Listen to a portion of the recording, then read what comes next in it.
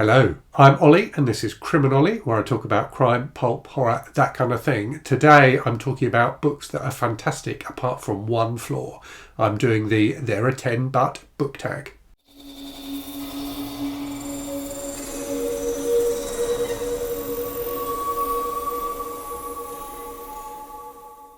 Okay, this tag was created some time ago by KD Books. I don't believe I was tagged by anybody in it, so if you did tag me and I didn't see that, then apologies. But I saw a few people do it and I really enjoyed it, so I put it on my list of tags to do at some point, and today I'm doing it. So 6 prompts to go through with you, all of them about books which are fantastic books that you either love or expect to love, but have one problem. So the first prompt is, there are 10, but they're over 500 pages. And for that one, I've got 1Q84 by Haruki Murakami, which technically I think is kind of 2 books, but I read it as one. And I think both individual books are more than 500 pages as well.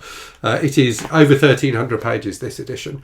I thought this was a fantastic book.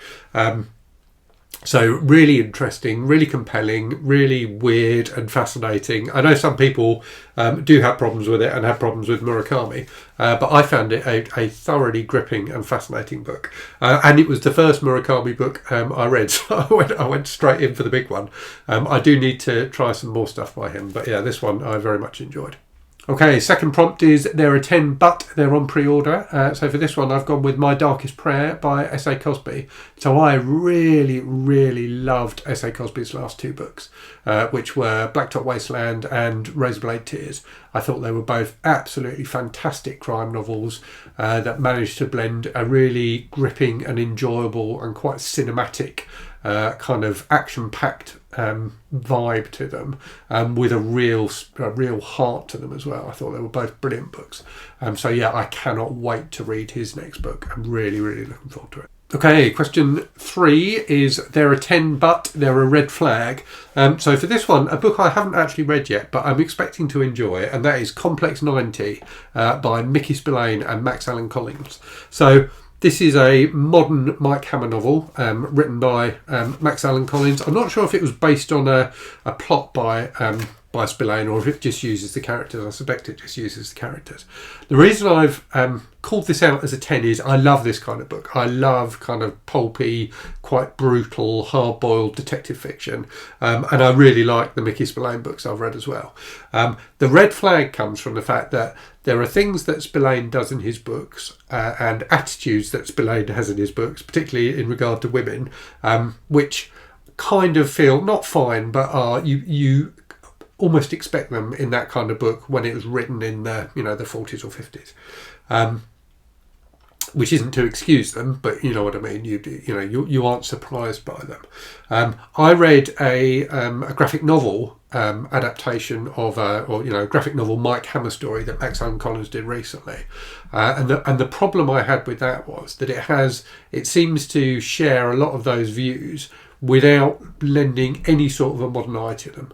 And I think it's, when you are pastiching this kind of book, inevitably you are going to have to examine that, those kind of views, because they are so central to the Spillane books. But I think it's important to put some kind of a modern lens on them rather than just to kind of parrot them out. So I'm slightly worried that this book is going to do the same thing. Hopefully, because it's a novel rather than a graphic novel, and there's a bit more room for kind of introspection and thinking as a result, it won't do that, but we shall see. Okay, prompt number 4 is, there are 10, but they're over 100 years old. So for this one, I'm going to go with Moby Dick by Herman Melville, which I read fairly recently and absolutely loved. I liked it a lot more than I expected to. I really felt immersed in that world. So the fact that it was over 100 years old was part of the appeal, if you like, because I don't think a modern book written about that time period and about that particular industry of whaling could have been written with the same degree of kind of complete immersion in the subject matter. So yeah, I thought it was an absolutely fantastic book. Okay, question 5 is, there are 10 but were studied in school. So for this one, I'm going with Brighton Rock by Graham Greene. So I studied that at school. It was one of the books I studied for A-level English, and didn't particularly enjoy it at the time. In fact, I think I didn't even finish it. I think I just referred to other people's notes to get the ending of the story for the essays I had to write on it. I've subsequently reread it. So I read it a few years ago and I really liked it. So I managed to get past that stumbling block of feeling it was a book I had to read because I was studying it, and actually just read it as a novel. And I think it's a really entertaining crime novel. I think Pinky is a fantastic villain, and Ida, who's like the kind of heroine, is such a wonderful character, really brilliant. So yeah, I thoroughly enjoyed it. And if you've not read it, I definitely recommend it. Okay, and the final prompt is, there are 10 but left you an emotional wreck. This one may not be a surprise. It's Noticed by Heather Lewis, which I featured in my video about the most disturbing book I've ever read. So this really is a gruelling and horrific book, and very, very moving and very sad as well, about a young woman going through some terrible abuse. A heartbreaking book, but absolutely fantastic. Okay, it's traditional at the end of these things to tag some people. Given that this tag has been around for quite a while and I've seen loads of people do it, I'm not actually going to tag anyone in this one. But if you're watching this and you haven't done it, then feel free to give it a go. I'd be interested to see what you have to say. Okay, time for a random book from the shelves.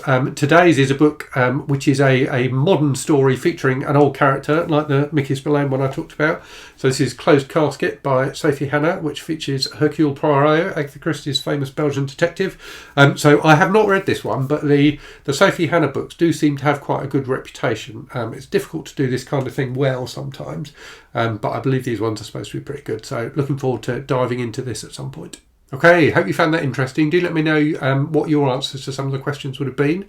Let me know if you've read any of the books I talked about and what you thought of them. And as always, thanks very much for watching. Hope you're safe and well out there. Hope you're really good stuff, and I'll speak to you again very soon. Cheerio.